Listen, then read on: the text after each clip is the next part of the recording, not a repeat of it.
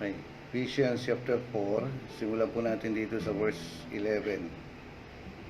Siguro, ano oras na ba? Alas 12. Ano? Alas 11. No? Ay, okay. So, Ephesians chapter 4. Simulan natin sa verse 10. Verse 10. Ang bumaba ay siya rin namang umakyat sa kaitaasan sa kabila ng mga langit upang malaganapan. Sandali lang po. Tara pagpasa. Ang iba'y ginawang, sabi niya, ang bumaba ay siya rin namang umakyat sa kaitaasan sa kabila ng mga langit upang malaganapan ng kanyang kapangyarihan ang kalahat-lahatan. No?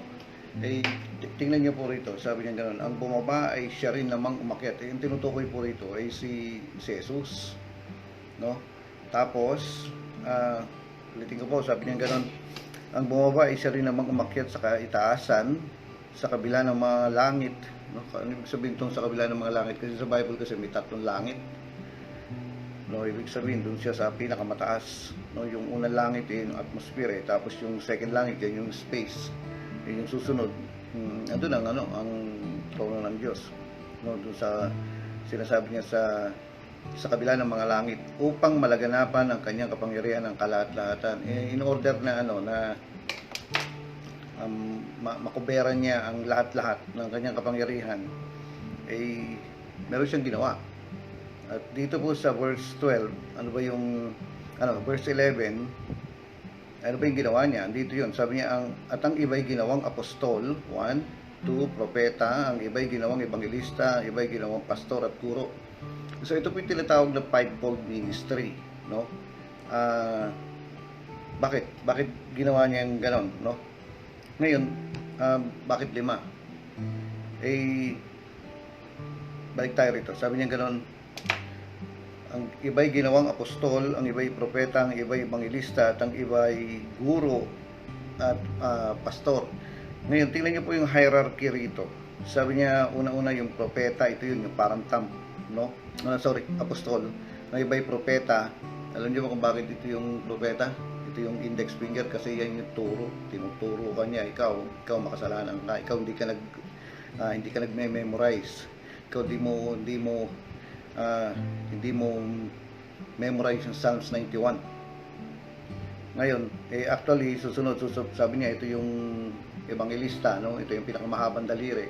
Ibig sabihin, siya yung umahayo, no? Nag-evangelize. Siya yung pinakamahabang daliri. Ulitin ko po, siya yung nag-reach out, no? Siya yung evangelist. At sabi niya, pastor, ito yung pastor, ano ibig sabihin, ang common rito ang common na teaching dito kasi dito nilalagay yung yung sing-sing na ang evangelist po kasi kapag nag-sermon na, tapos na. Alis na siya riyan. Kapag nakapagpagaling na ng mga tao to, alis na siya.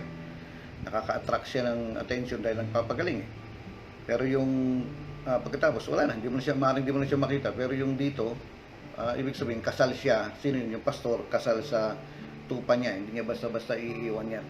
No? Mga kapatid, huwag pong hindi mo pwedeng iwanan ng tupa mo, no? Mananagot ka rin. Ngayon, at ang sabi niya, ang guro, yung ito. Ngayon ito, medyo nakakatawa to Every time tinuturo ko to, natatawa ang mga tao Bakit? Kasi siya yung pinakamaliit, pwede siyang sumiksik, pwede siyang pangdukot dun sa mga masisikip na lugar, no? Ito, ibig sabihin, yung mga mahirap intindihin ng mga miyembro, ng mga tao, ng mga Kristiyano, napapalinaw ng isang teacher, no? So, yun ang ibig sabihin nito. Tapos sabi niya, sa verse 12, ginawa niya ito. Bakit? Bakit siya nagbigay ng 5 tao? O opisina. Office ito kasi, pwede ka kasing maging propeta, pero wala ka sa opisina ng propeta, no? May mga ganong klase. Pwede kang maging pwede kang maging evangelista pero wala ka sa opisina ng isang evangelista. Magano, pero komplikado, hindi natin ma-topic ngayon. Pero sabi niya, itong 5 ito, ang tawag dito ay fivefold ministry. Ngayon, ginawa niya ito upang ihanda sa paglilingkod. Bakit niya ibinigay itong 5 ito? Ginawa niya ito para ihanda sa paglilingkod ang lahat ng hinirang. Kasama ako at kasama ka ron. Ngayon, anong ibig sabihin dito? No, sa ikauunlad ng kanyang iglesia. Kailangan ko ang propeta, kailangan ko ang apostol, kapag kailangan ko ang propeta, kailangan ko ang ebangelista, kailangan ko ang pastor, kailangan ko ang guro sa akin. Kasi hindi ako makakarating doon sa perpektong kalooban ng Diyos kung wala itong limang ito. No? Sabi nga kailangan mo ng nanay tatay para maalagaan ka. Pag minsan makikialaman tiyahin o ang lola, walang problema rin. Pero hindi ka makakarating dito kung wala nag-alaga sa iyo. Kasi kung wala nag-alaga sa iyo noong unang panahon, patay ka na. No, kasi na may nag-asikaso sa iyo at itong limang ito, no, hindi kasi sapat talaga yung single parent. Hindi talaga sapat yan Kasi ang bata kailangan niya ng dalawa, isang nanay, isang mother figure, tsaka father figure. Kasi kung hindi hindi maganda ang ugali at saka hindi maganda ang paglaki. Ngayon kung sa lola lalaki yan, may spoil. Basta laki sa lola na nagiging spoiled yan, maliban lang kung masungit yung lola. Ngayon, ulitin ko po, itong limang ito ay ibinigay ng Diyos sa lahat ng hinirang para ihanda sila sa paglilingkod. No? Ano ba yung gusto kong sabihin dito?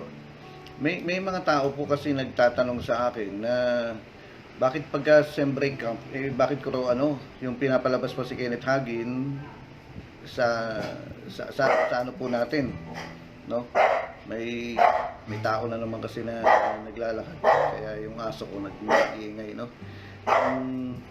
Actually hindi takol yun tanks yun.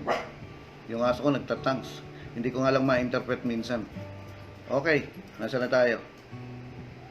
Dito pa rin.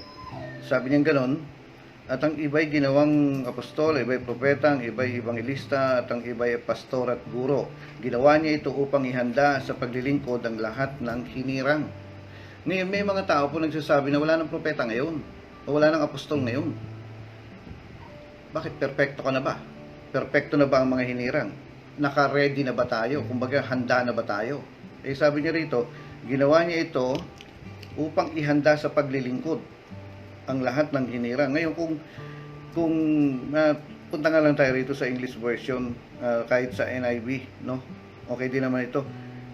Sabi niya ganon, it was he who gave some apostles, some prophets, some evangelists, and some pastors and teachers to prepare God's people for the works of service. In other words, sinasabi niya, hindi sapat yung pastor lang para maperpekto ka, para maihanda ka sa paglilingkod. Hindi sapat yung ako lang, hindi sapat yung pastor mo lang. Kailangan niya ng limang ito. Kumbaga sa vitamins, kailangan niya ng vitamin A, B, C, D, E, at kung ano pa. Bakit? Para maging healthy yung body. Kasi mga kapatid, kaya ko pinapalabas si Kenneth Hagin sa camping natin kasi siya ay propeta, teacher, no? Prophet and teacher siya. Ngayon, kailangan ko kayong i-expose doon sa ganong anointing kasi hindi ko kayang i-produce yung ganong anointing. At hindi ka lalago kung sa anointing ko lang, kaya nga kailangan ko kayong i-expose doon. No? Tulad nito, nanunood tayo ng Benny Hinn, natatouch tayo kapag nagpakanta na siya, hallelujah, pag nagsimula na siyang gano'n, nararamdaman mo yung anointing niya, natatouch ka. Pero alam mo ba, yung anointing ni Kenneth Hagin bilang propeta ay hindi kayang i-produce ni Benny Hinn. Hindi niya kayang gawin yun. Hindi ko rin kaya, no? Kaya nga, kailangan ko kayong i-expose doon na ipakita ko sa inyo. Alam niyo, common knowledge naman to, kumbaga alam na ng lahat na magmula nung na-expose tayo kay Kenneth Hagin, pumasok sa atin yung lapping in the spirit. Yung kasi kay Benny Hinn kasi, yung anointing ni Benny Hinn, anointing ng isang evangelist, hindi siya propeta. Actually nga, hindi nga siya pastor Tinatawag lang natin siyang Pastor Benny Hinn, parang bilang paggalang, pero hindi siya pastor. Bakit? Wala naman siya simbahan no? Hindi siya pastor at hindi siya propeta. Siya po ay isang ebanghelista. Nagpapagaling siya ng may sakit. Katulad ni ni Philip the Evangelist, no, nagpunta siya sa Samaria, nagpagaling siya ng maraming may sakit, tapos nagpalaya siya ng mga demonyo. Yun ang anointing ng isang evangelist ngayon.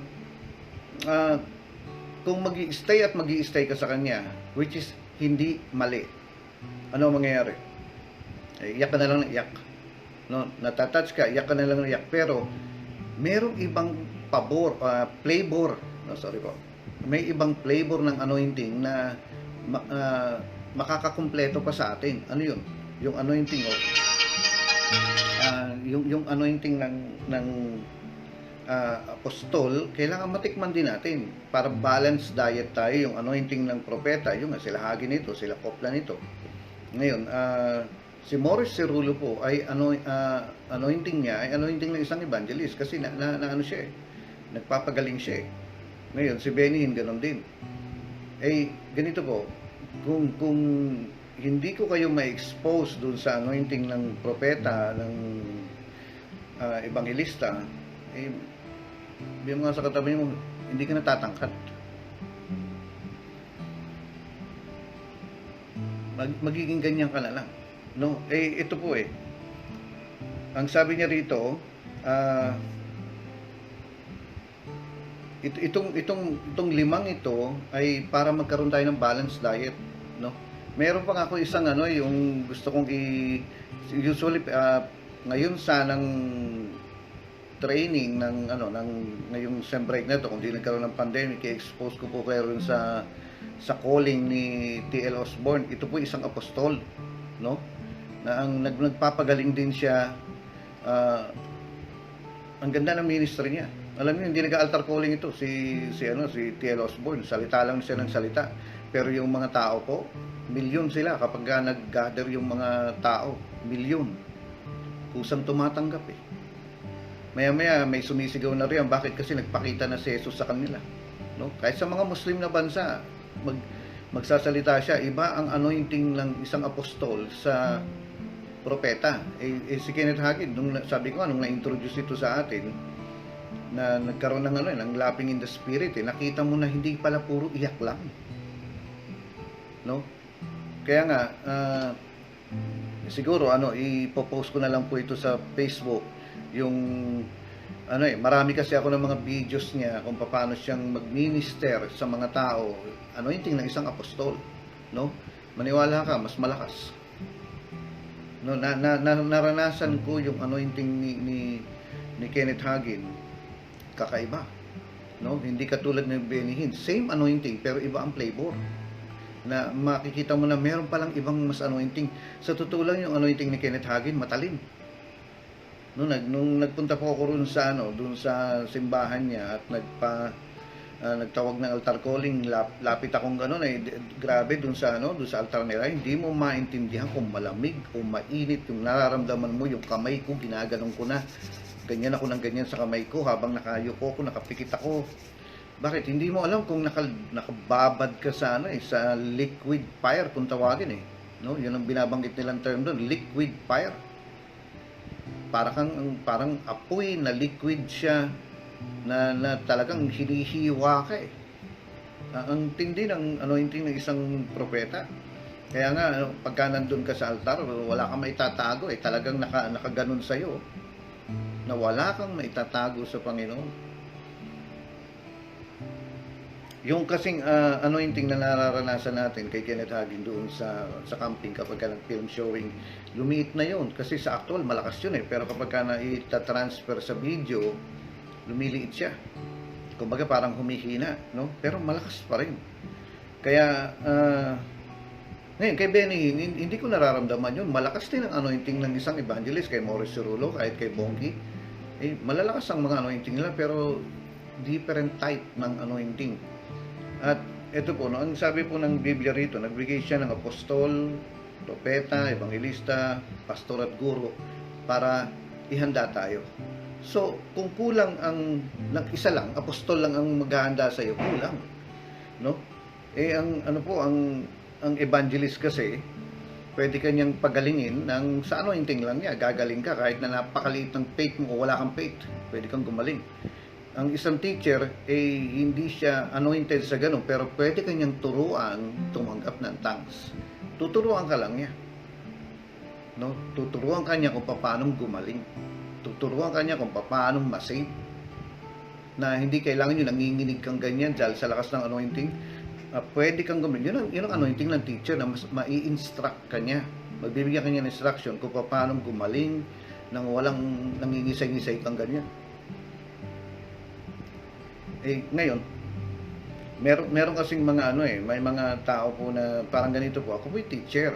Pero ako'y teacher, hindi sa body of Christ, yung buong mundo, hindi ako teacher sa buong mundo. No? Saan ako teacher? Dito lang sa Rema.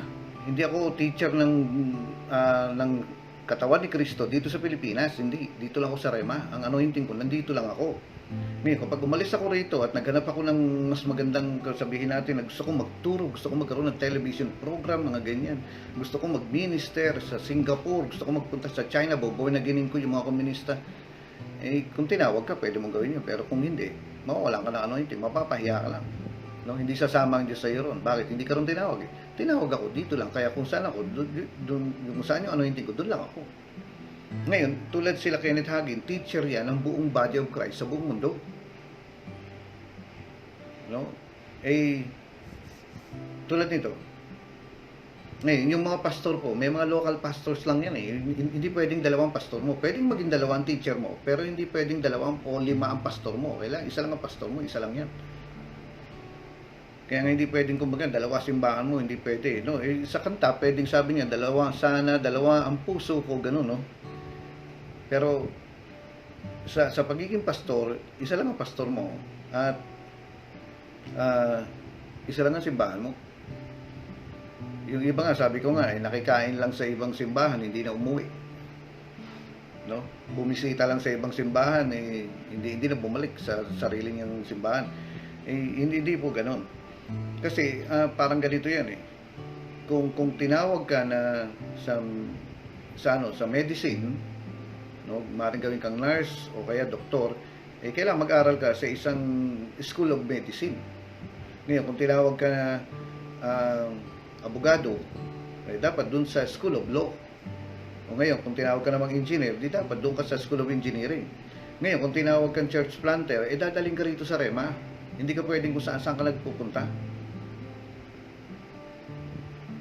Natandaan niyo ba yung sinabi ko nung last Sunday na bakit si Elisha inilagay kay Elijah? Kasi susundan niya yung calling ni Elijah.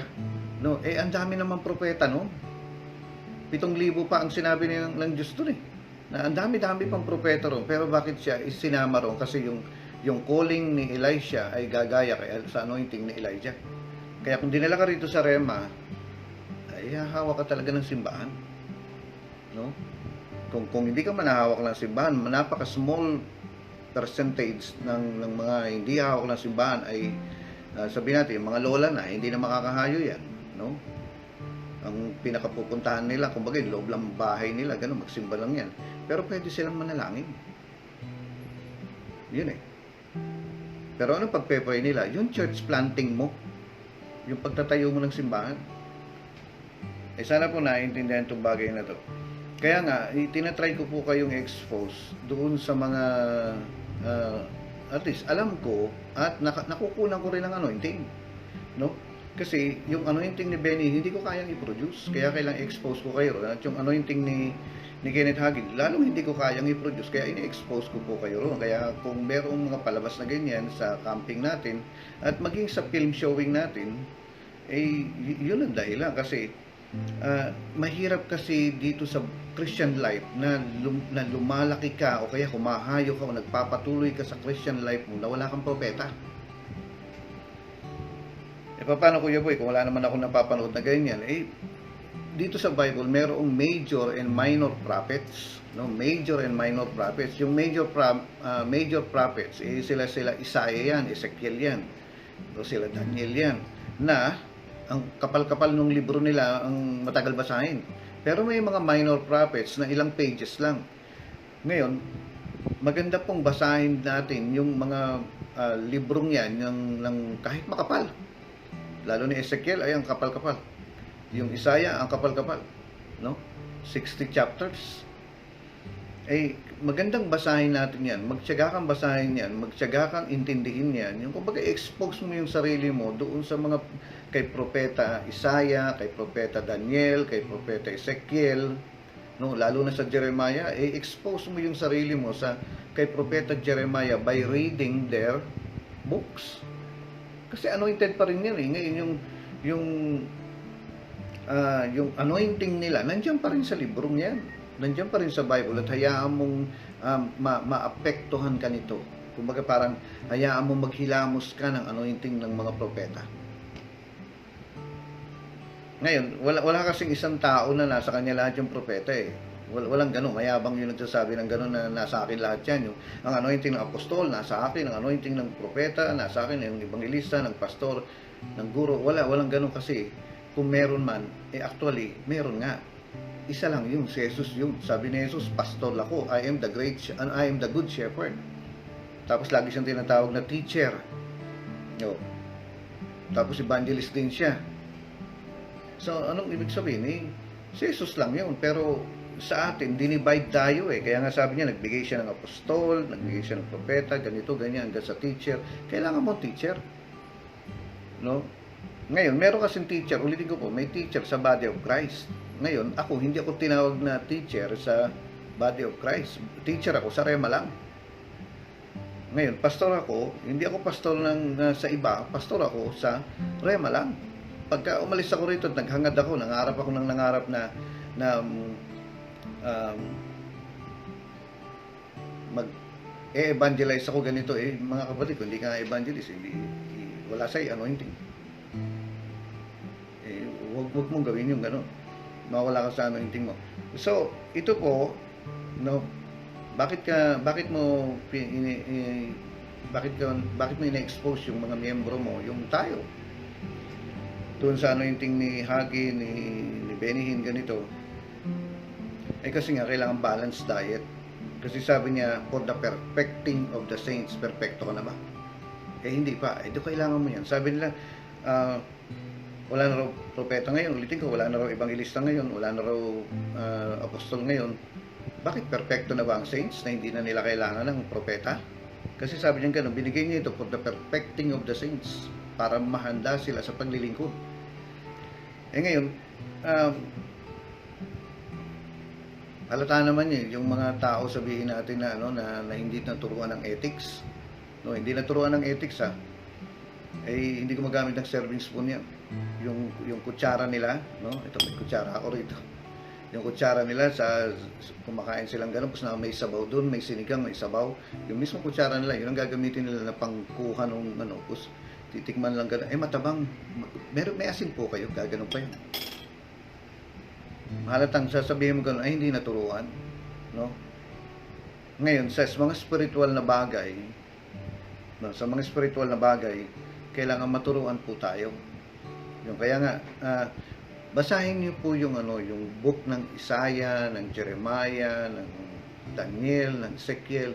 Hayaan mo na yung anointing nila doon maghilamos sa iyo. Yung kumbaga mabalutan ka ng anointing na yun, wag mong lagpasan. Na parang saka ako nababasahin, kapal eh. Hayaan mo yun. Ngayon, ganito po, meron po ba kayong tao na alam na hindi nagkakamali? Ngayon? Wala.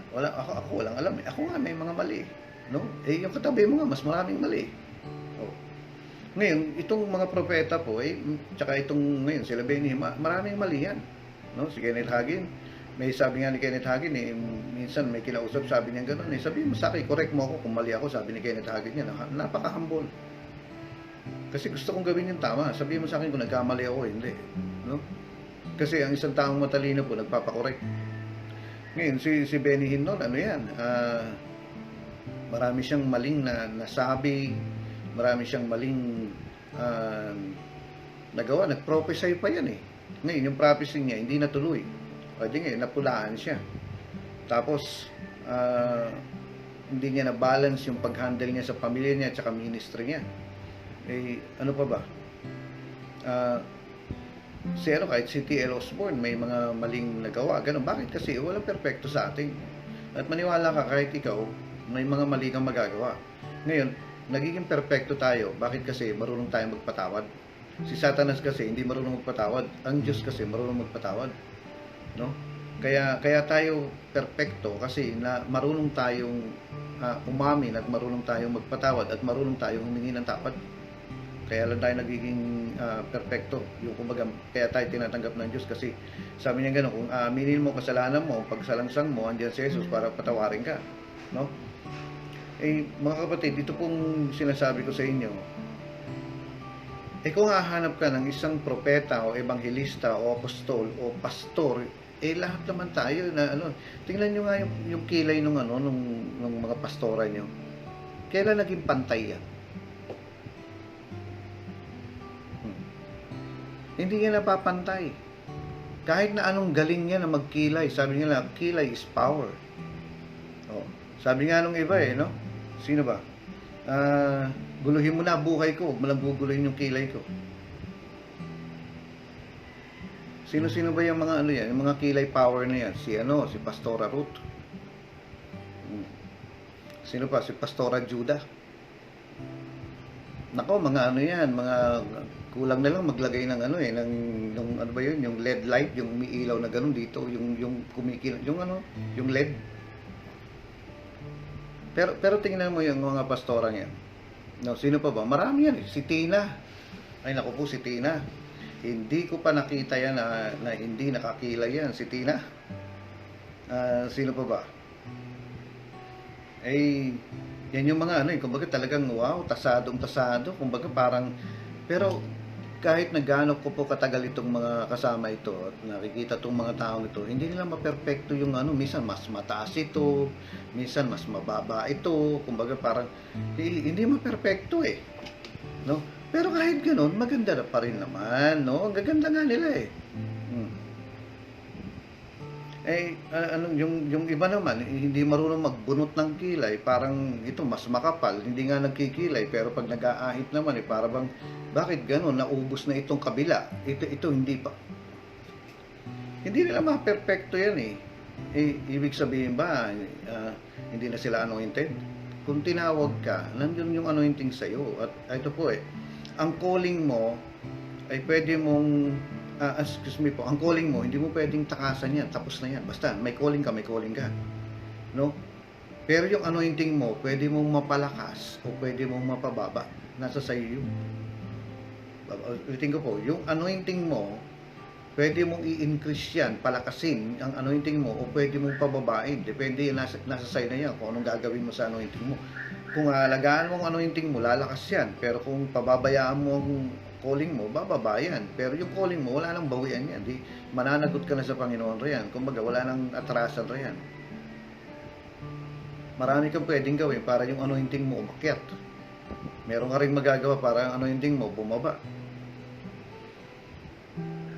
Alam niyo ba si Kenneth Hagin, yung anointing niya bumaba.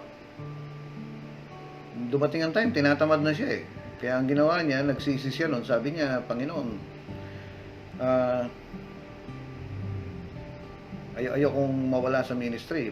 Kasi dumarating talaga yan Hindi naman tayo immune dyan Kailangan, may karapatan pa rin si Satanas dito. Bakit? Andito tayo sa mundo Pwede niya talagang atakingin ka. Minsan papagurin ka niya Kung hindi ka niya, kung hindi ka niya mapalis sa ministry ng diretsuhan na umalis ka na, yung ganon. Kung hindi niya magawa sa yun banat-banatan ka lang rin Ako po, alam ko kung paano paalisin ng isang Kristyano sa ministry. Dali-dali, paano? Pagurin mo. Yun lang, pagurin mo, aalis yan. Uto-uto ang mga Kristyano sa ganyan, pagpagod na, alis na yan. Pagurin mo lang, pagsusugtukin mo kahit saan siya, kahit hindi malakas, pero kung dadamihan mo yung pagpapagod sa kanya, ay aalis yan. Utusan mo na utusan, uuwi yan. Pupunta yan sa mama niya. So, sabihin natin, hindi mo maperfecto kasi wala namang perfecto. Pero ito po kung may mali si Benny Hinn, si Kenneth Hagin, si Kenneth Copeland, sino pa ba yung mga yan? Kahit si Morris Cirulo, kung may mga mali yung mga yan, tulad si Morris Cirulo po, sinundan ko ng sinundan talaga yan Sabi ko nga sa inyo, palagi ako doon sa opisina nila Kakilala ko po yung director nila. Sabi ko nga, pinagkakatiwalaan akong bigyan ng tape.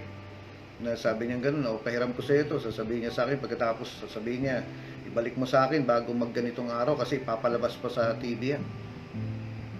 Nakikipag-close ako, sinusundan ko sila talaga na hanggang doon sa opisina kilala ako.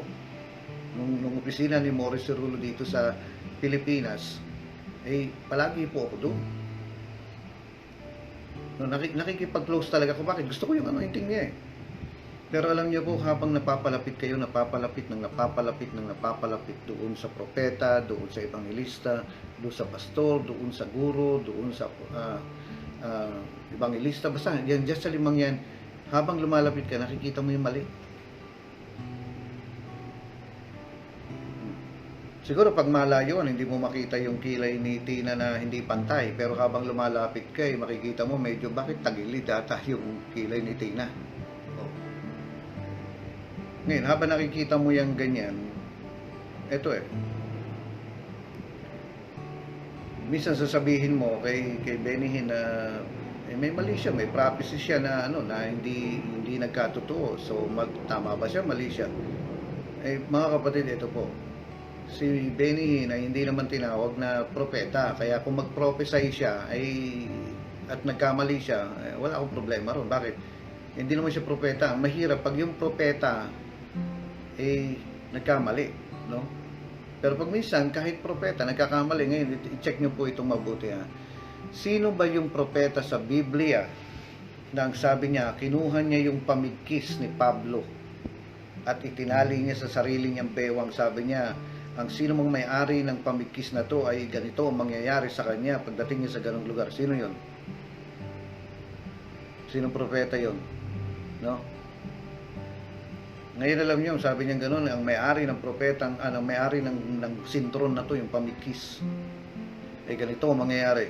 Check nyo, nagkatotoo ba o hindi?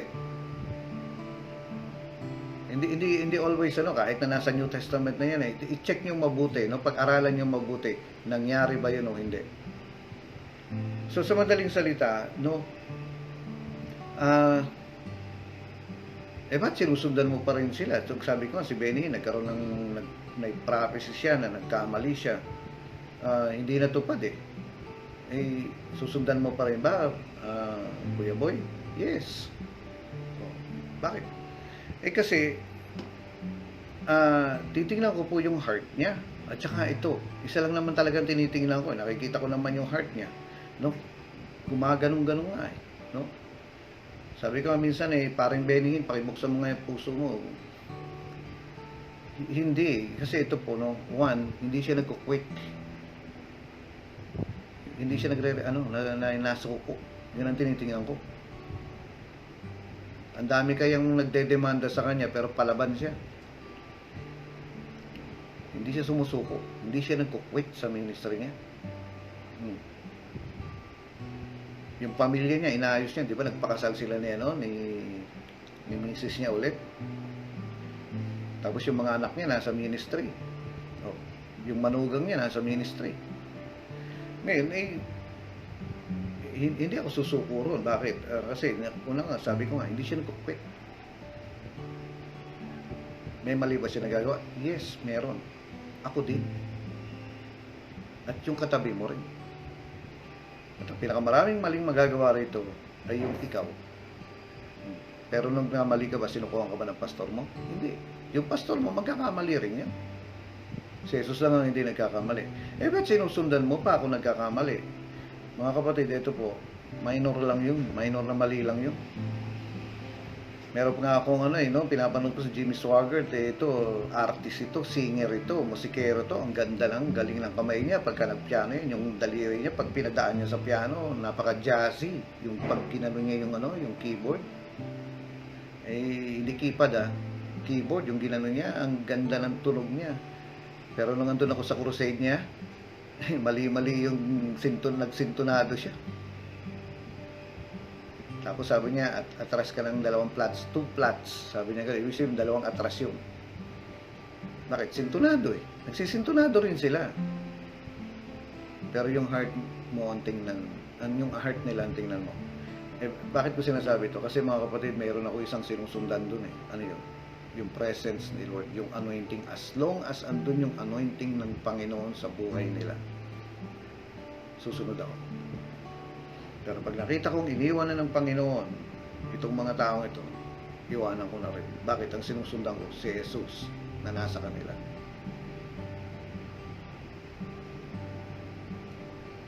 Tulad yung pastor mo, as long as andun yung anointing na hindi siya iniiwan ng Panginoon, yung pastor mo mismo, mag-stay ka sa kanya.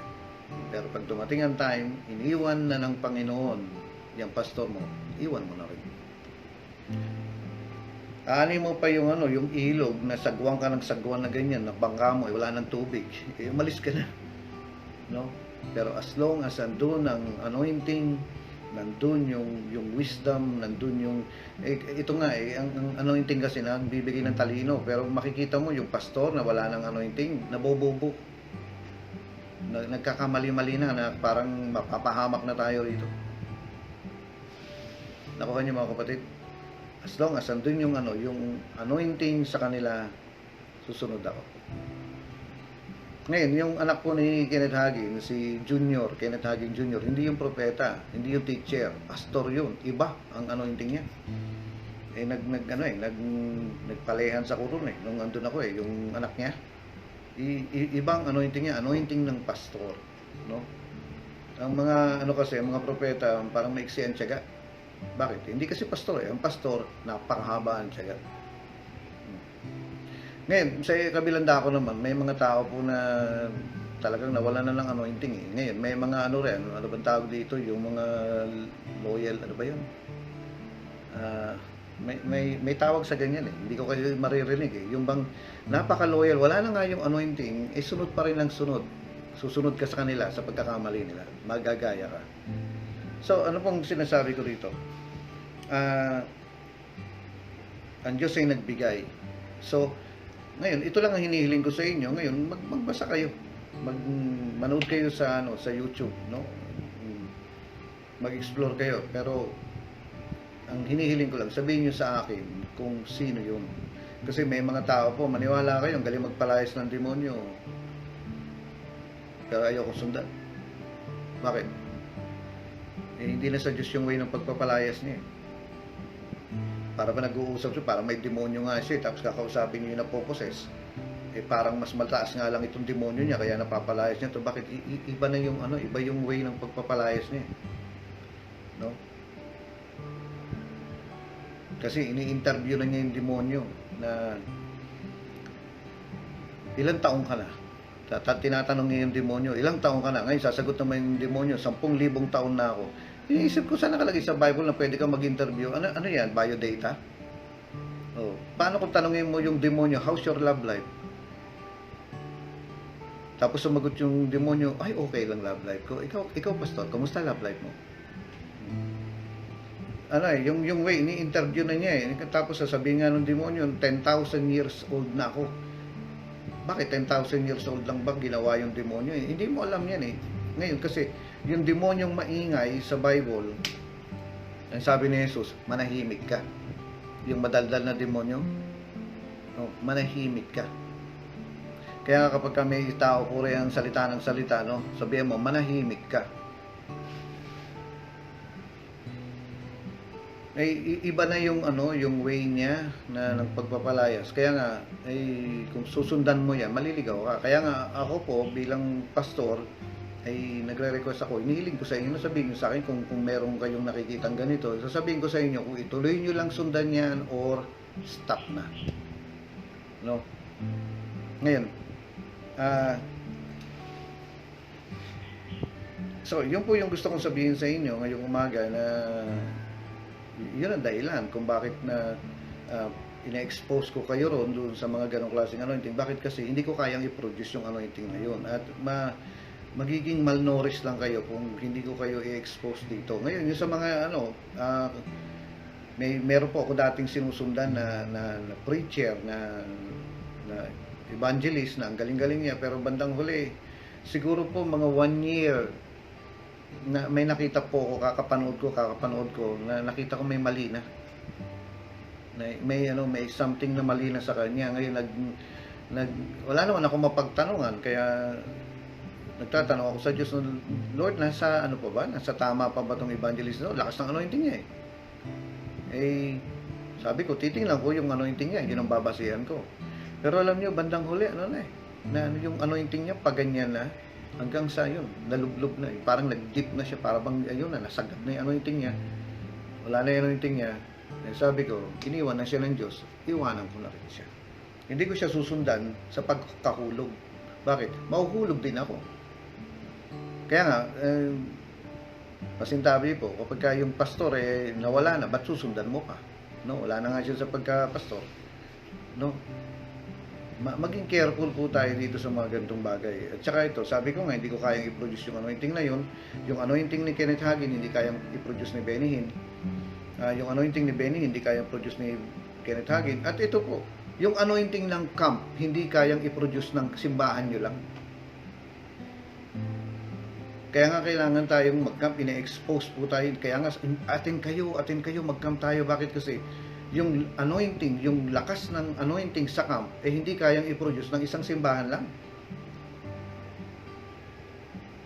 Kaya nga yung corporate anointing, kaya nga tayo nagsasama-sama. Kasi nga, hindi natin kaya yung isa lang. Ngayon, siguro kailangan banggitin ko to. May nagsasabi po sa akin dati na bakit ayaw mo makijoin sa mga organization. Nakikijoin po ako. Ang problema ko lang sa mga organizations,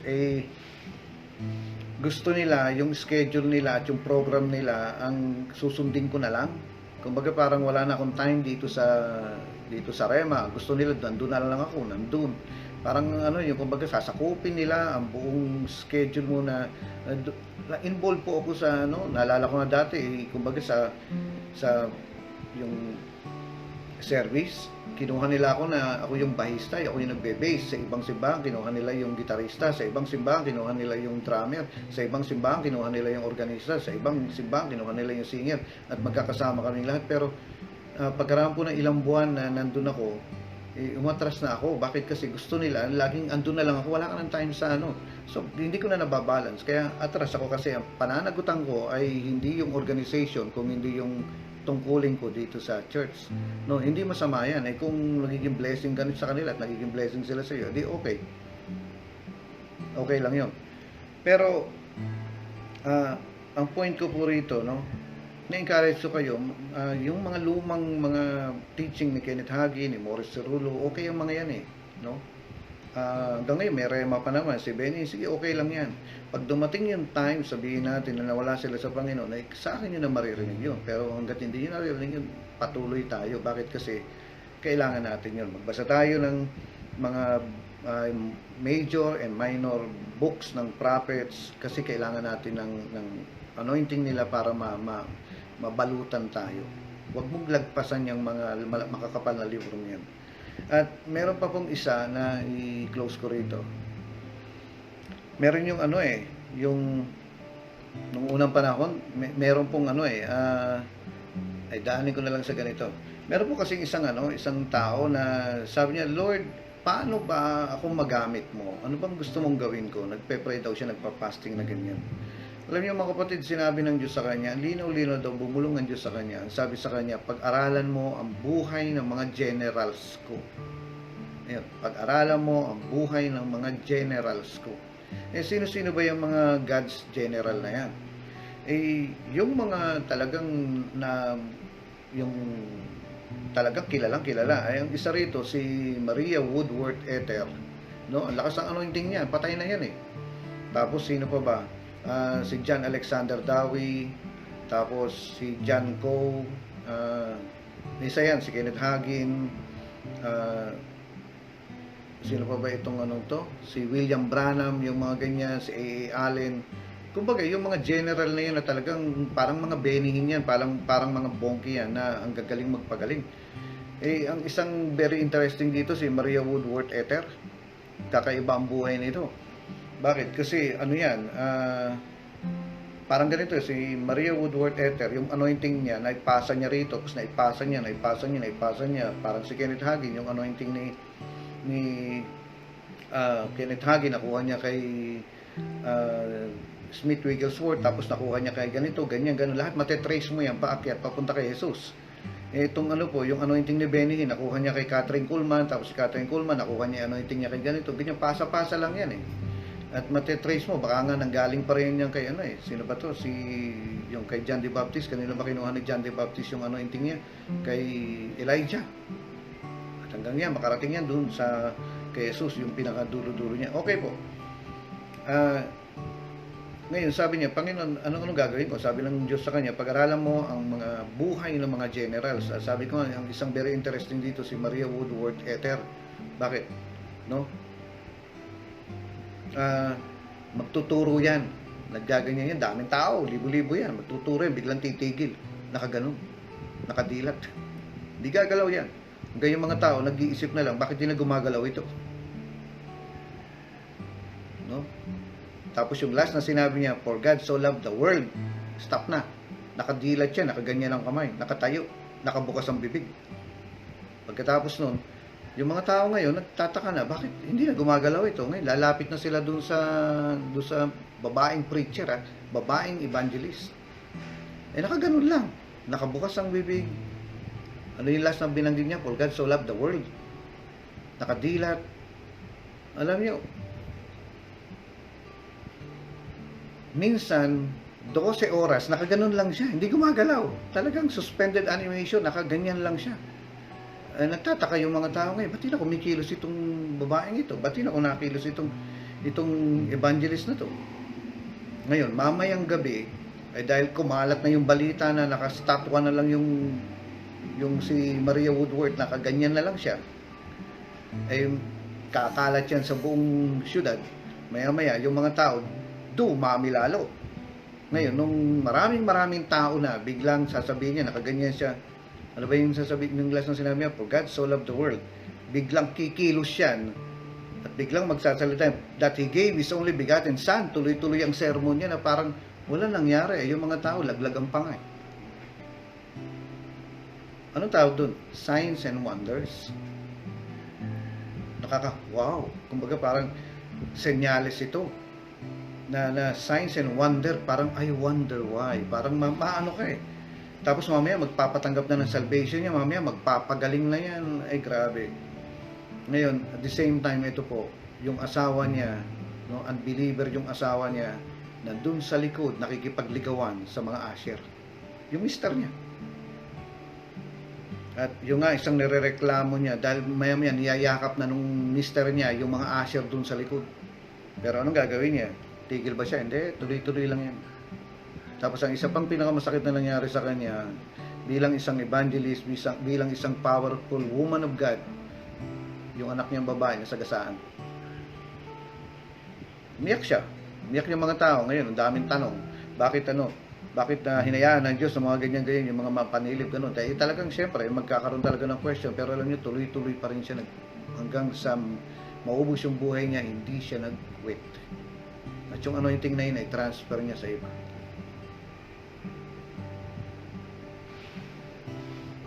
Ngayon, sabi po ng Diyos dito sa taong ito, pag-aralan mo ang buhay ng mga generals ko. Yun ang dahilan kung bakit ina-expose ko po kayo na pag-aralan natin yung mga buhay nila. Sabi ko nga, dapat noong pa to na yung buhay naman ng isang apostol. No, gusto ko po kayong i-expose sa buhay, sa ministry ng isang apostol. Ang particularly, ang tinutukoy ko po si T.L. Osborne. Ngayon, kung yung mga elders po natin dito, no, katulad sila Ating, sila, kilala nila yan. Kasi ako, nagpupunta ako noon dito sa may Rizal, ano na nga ba to? Rizal Stadium, hindi ko matandaan. Sa Araneta Coliseum, siya, no? Nagtuturo siya. Nakita ko po yan sa dito sa may Rizal, hindi Rizal Coliseum yun eh. Basta dito sa Manila yan, tapos sa Araneta Coliseum nagturo siya, nagpunta ako, ibang anointing, hindi katulad ni Hagin, hindi katulad ni Benny Hinn, pero kakaibang anointing ng isang apostol. At siguro po ilagay ko na lang po sa Facebook o kaya sa YouTube, bigyan ko yung link, panoorin niyo po. At sabi niya ganoon, kapag kumpleto ang anointing na natatanggap, kumpleto ang nourishment mo, kumpleto ang vitamins mo, sabi niya ganoon, magiging mas handa ka. Magiging mas prepared ka, in English ko lang. Magiging mas ready ka sa pagharap sa ministry at sa mga problemang dadaan sa ministry. Hindi katulad yung puro pastor lang, hindi katulad yung puro teacher lang. Iba mas matibay. At ito po, hindi kasi sapat yung anointing ng teacher lang para matalo mo ang demonyo. Kailangan mong anointing ng pastor. Kaya nga, kailangan makuha mo yung blessing ng pastor mo, hindi yung puro pasaway ka. Hayaan mong i-bless ka na pagkatapos na yung iba, i-deploy ka na, ililians ka ng pastor mo, sasabihin ng pastor sa iyo, binibigay ko sa iyo ang anointing na please mo ako, nalugod ako sa iyo, na nakuha mo ang blessing ko. Ngayon, hindi lang yun, iba yung worker na andun ang anointing ng isang evangelist. Hindi naman siya magiging evangelist, pero alam mo, nadapuan siya ng anointing ng evangelist. At nadapuan siya ng anointing ng isang propeta. At ito nga, yung gusto kong dapat noon ko pa to, kaso nagkaroon ng maraming aberya.